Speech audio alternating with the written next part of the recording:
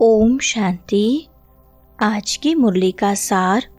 मीठे बच्चे, जैसे बाप गाइड है ऐसे गाइड बन, सबको घर का रास्ता बताना है, अंधों की लाठी बनना है। प्रश्न है, इस बने बनाए अनादि ड्रामा का राज कौन सा है जो तुम बच्चे ही जानते हो? उत्तर है, यह बना बनाया अनादि ड्रामा है। इसमें न तो कोई एक्टर ऐड हो सकता है, न कोई कम हो सकता है। मोक्ष किसी को भी मिलता नहीं। कोई कहे कि हम इस आवागमन के चक्कर में आए ही नहीं। बाबा कहते, हाँ कुछ समय के लिए, लेकिन पाठ से कोई बिल्कुल छूट नहीं सकते। यह ड्रामा का राज तुम बच्चे ही जानते हो। सुनते हैं मुख्य पॉइंट्स। पहली पॉइंट, हम बेहद के बाप से बेहद सुख का वर्षा ले रहे हैं। यह बना बनाया ड्रामा है। एक भी एक्टर न ऐड हो सकता, न कम हो सकता है। सभी को अपना अपना पार्ट मिला हुआ है। मोक्ष को पा नहीं सकते। जो जिस धर्म का है, फिर उस धर्म में जाने वाले हैं। बोधी व क्रिश्चियंस आदि इच्छा करें हम स्वर्ग में जाएं, परंतु जा नहीं सकते। जब उनका धर्म स्थापक आता है तब ही उनका पार्ट है। दूसरी पॉइंट, यह तुम बच्चों की बुद्धि में है। सारी दुनिया के मनुष्य मात्र इस समय नास्तिक हैं, अर्थात बेहद के बाप को न जानने वाले हैं। मनुष्य ही जानेंगे ना। यह नाटकशाला मनुष्यों की है। हर एक आत्मा निर्वाण धाम से आती है पाठ बजाने, फिर पुरुषार्थ करती है निर्वाण धाम में जाने के लिए। कहते हैं बुद्ध निर्वाण गया।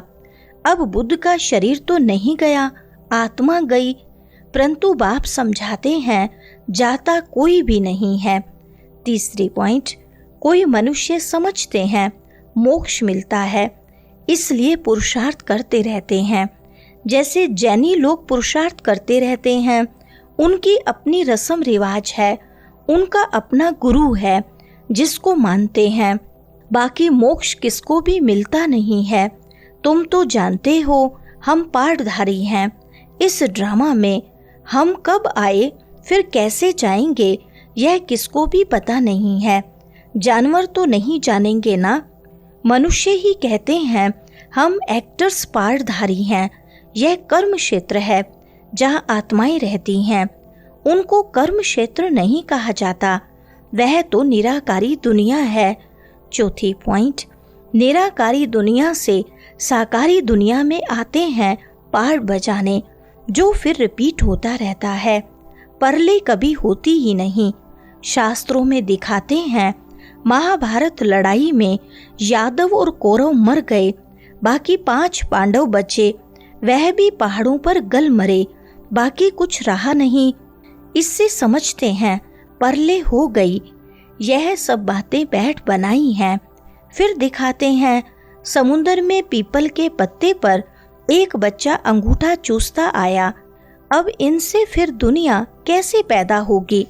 मनुष्य जो कुछ सुनते हैं वह सत्य सत्य करते रहते हैं। पांचवी पॉइंट, भक्तों को फल देने वाला एक भगवान बाप ही है। कोई मुक्ति में, कोई जीवन मुक्ति में चले जाएंगे।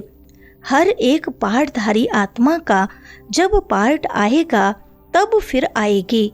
यह ड्रामा का राज सिवाय तुम बच्चों के और कोई नहीं जानते। कहते हैं हम रचता और रचना को नहीं जानते। ड्रामा के एक्टर्स होकर और ड्रामा के आदि मध्य अंत ड्यूरेशन आदि को न जाने तो बेसमझ कहेंगे ना। समझाने से भी समझते नहीं।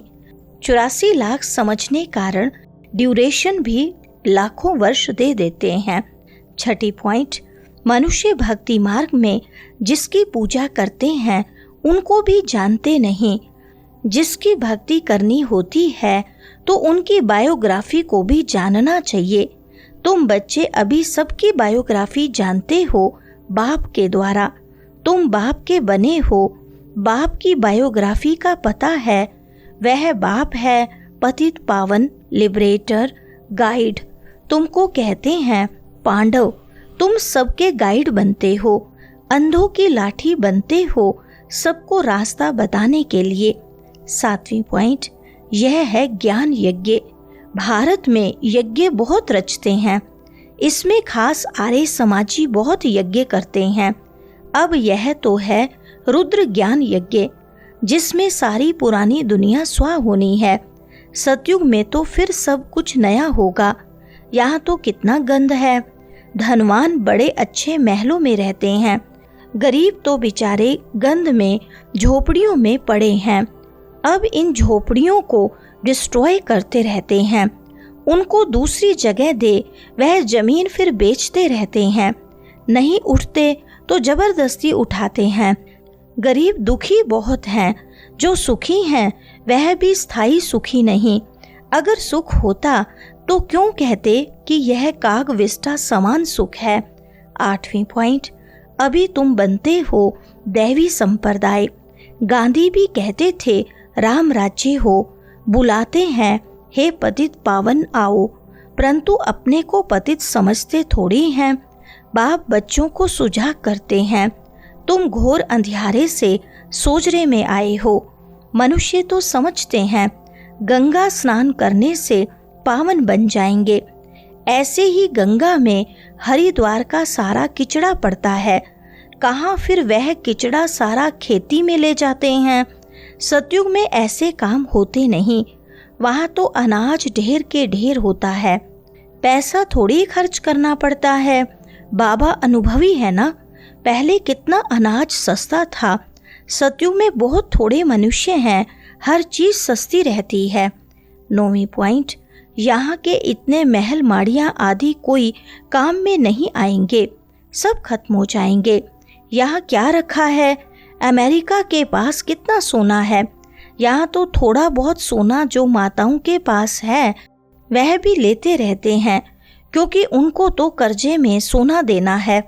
तुम्हारे पास वहाँ सोना ही सोना होता है, यहाँ कोड़ियाँ वहाँ हीरे होंगे। इनको कहा जाता है आयरन एज्ड। भारत ही अविनाशी खंड है, कभी विनाश नहीं होता। भारत है सबसे ऊंच से ऊंच। तुम माताएं सारे विश्व का उद्धार करती हो, तुम्हारे लिए जरूर नई दुनिया चाहिए। 10वीं पॉइंट, शरीर निर्वाह अर्थ धंधा आदि भी करना है, छोड़ना कुछ भी नहीं है। बाबा कहते हैं सब कुछ करते हुए मुझे याद करते रहो। भक्ति मार्ग में भी तुम मुझ माशूक को याद करते आए हो कि हमको आकर सावरे से गोरा बनाओ। तुम सब मुसाफिर हो ना, तुम्हारा घर वह है। यहाँ माताओं को तो फुर्सत रहती है, मेल्स की बुद्धि धंधे आदि तरफ चक्कर लगाती रहती है, इसलिए बाप ने कलश भी माताओं पर रखा है। अभी फिर बाप तुम माताओं को कितना ऊंच बनाते हैं। तुम नारियां ही भारत का उद्धार करती हो। 11वीं पॉइंट, कोई बाबा से पूछते हैं आवागमन से छूट सकते हैं? बाबा कहते हैं हाँ, कुछ समय के लिए। तुम बच्चे तो ऑल राउंड आदि से अंत तक पाठ बजाते हो। दूसरे जो हैं वह मुक्ति धाम में रहते हैं, उनका पार्ट ही थोड़ा है, वह स्वर्ग में जाने वाले हैं नहीं। आवागमन से मोक्ष उसको कहेंगे जो पिछाड़ी को आए और यह गए। ज्ञान आदि तो सुन न सकें, सुनते वही हैं जो शुरू से अंत तक पाठ बजाते हैं। कोई कहते हैं हमको तो यही पसंद है, हम वहाँ ही बैठे रहें। ऐसे थोड़ी हो सकता है, ड्रामा में नूंदा हुआ है, जाकर पिछाड़ी में आएंगे जरूर। बाकी सारा समय शांति धाम में रहते हैं। वरदान है विशेषताओं के दान द्वारा महान बनने वाले महादानी भव। विस्तार है ज्ञान दान तो सब करते हैं, लेकिन आप विशेष आत्माओं को अपनी विशेषताओं का दान करना है। जो भी आपके सामने आए उसे आपसे बाप के स्नेह का अनुभव हो, आपके चेहरे से बाप का चित्र और चलन से बाप के चरित्र दिखाई दें। आपकी विशेषताएं देखकर वह विशेष आत्मा बनने की प्रेरणा प्राप्त करें। ऐसे महादानी बनो तो आदि से अंत तक पूज्यपन में भी और पुजारीपन में भी महान रहेंगे। स्लोगन है, सदा आत्म अभिमानी रहने वाला ही सबसे बड़ा ज्ञानी है। अच्छा, ओम शांति।